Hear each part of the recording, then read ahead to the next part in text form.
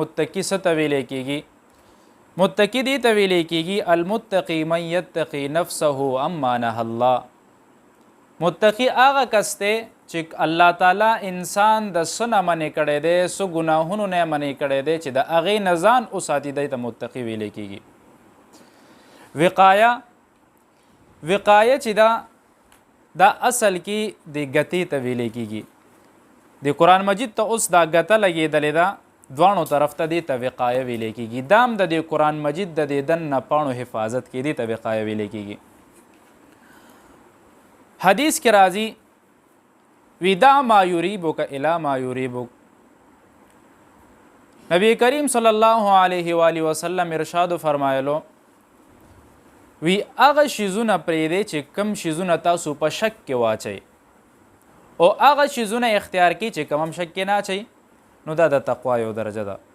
بل حدیث کې راځي الحلال بین والحرام بین. پیغمبر وی حلال هم درته بیان شوي دي، حرام هم درته بیان شوي دي.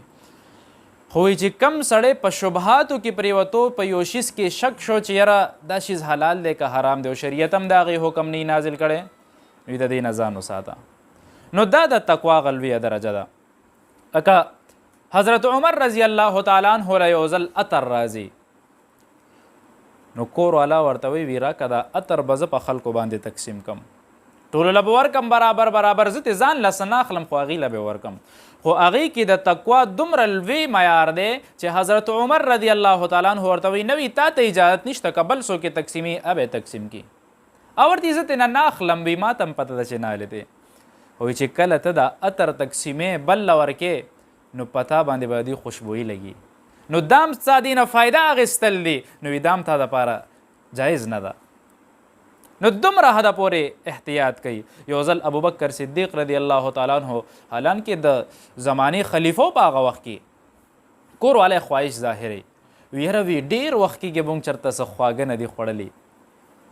هغه وخت کې به د کجورو نه سالوا شانتې جوړېده، نو هغه هم نه دي خوړلي.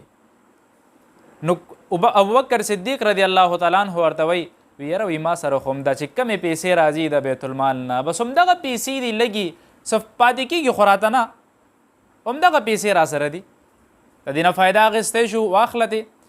کور والا ورته وی زه وي داسې چل به وکړو وی چې کم د میاشتې خرچه مونږ ته بیت المال نه میلاویږي، وی دې نه به دا پیسې لږې لږې کمو، او چې کله پوره میاشت شي نو دا پیسې به اوچتي کو په یو مخ به بیا سره وړو.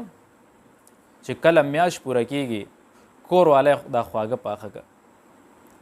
نو په دې دوران کې ابوبکر صدیق رضی الله تعالی عنه ورته پیسې چېرته نه راغی، وی دا خو هغه وی چې ما د دې میاشتو پیسو نه لږې لږې کمې کړې وې، نو چې کمې پیسې پاتې وې هغې اوچتې کې بیت المال کې جمع کې، او هغې ته دا وی ما له آینده میاشتې نه دا پیسې کمې کوي، زما د دې نه په کمو باندې هم گزاره کېږي.